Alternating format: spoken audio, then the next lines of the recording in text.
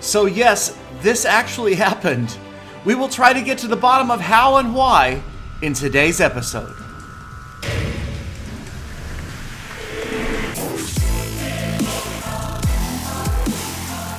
Welcome, fellow Clashers, and thank you so much for checking out Clash of Clans Attacks, where today, well, Peter wins the game again. I don't even know where to start, but maybe with a little backstory for those of you who are not that familiar with Peter17. He did start a series a couple of years ago called How to Win Clash of Clans, and somehow, someway, well, okay, with a little help from me and a little practical joke, we did have Peter thinking that he had beaten the game.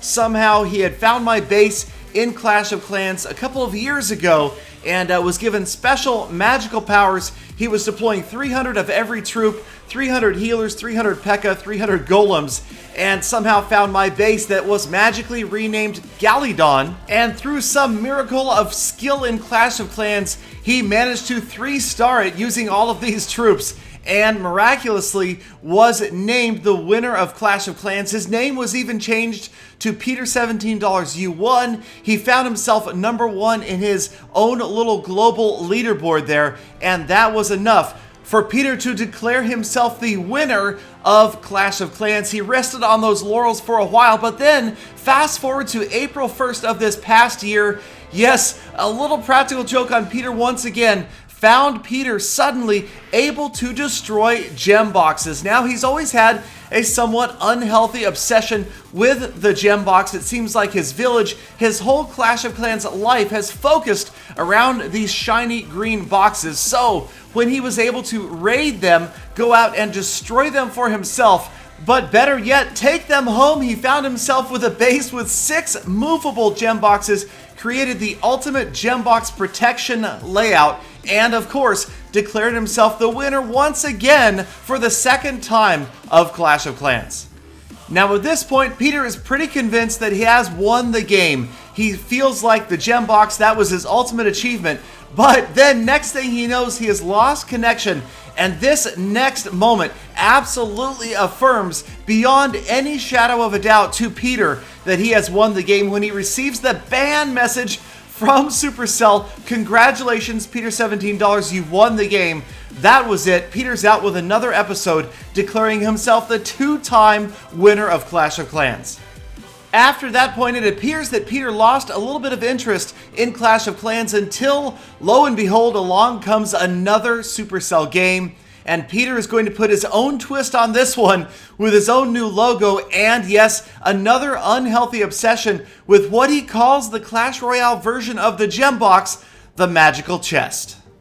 And Peter proceeds to open hundreds upon hundreds of magical chests, revealing thousands and thousands of Clash Royale cards, puts them together in his deck, and goes out with his, some would say, questionable skill with the solitary goal of what else? Filling his entire player profile with magical chests.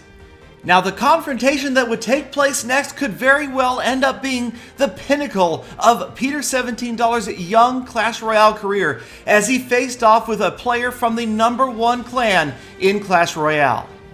Peter's opponent was constantly trying to maintain the elixir advantage through the use of the elixir collectors, but Peter was zapping him down with lightning left and right. And what ensued was a battle that really had Peter with the upper hand the entire way. As the game counted down to the final 30 seconds, Peter had managed to wear the right lane tower down further and further with repeated lightning spells, also taking out elixir collector after elixir collector, and the battle eventually went into overtime, but Peter clinched it with yet another lightning spell and grabbed the victory 1 crown to 0. And yes, that victory meant, you guessed it, another magical chest. And much like in Clash of Clans, where Peter had achieved the unique Christmas tree gem box base, again in Clash Royale, Peter had achieved something no other player had been able to do, a perfect quartet of magical chests. And Peter, well, being Peter, had to share the news with his clan immediately and goes right into his clan chat. He's typing to his clan, letting them know that he's actually won the game. He's achieved perfection in his eyes, and that would be the 4 magical chests all the way across his player profile. And no sooner is he typing this in and trying to donate some cards than he is somehow mysteriously disconnected from the game. And as he logs back in, he receives a familiar message. Sure enough, yes, it is true. Once again, Peter17 is banned for winning the game. So how long will this ban last? And get Peter's thoughts on it as well on his own channel. He of course has made a video about it and you're more than welcome to check that out. But that is going to wrap up today's story time with Galadon, the story of Peter17 winning again and again and again. And thank you guys so much for sticking around all the way to the end of this episode. Be sure to hit that subscribe button before you leave for the earliest update and sneak peek information for both Clash of Clans and Clash Royale. Thank you so much for your time. I hope you have a fantastic rest of your day, and I hope to see all of you back here again tomorrow for more full attacks.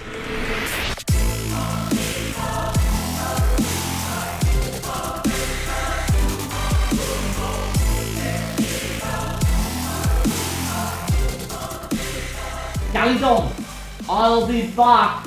I have only just begun.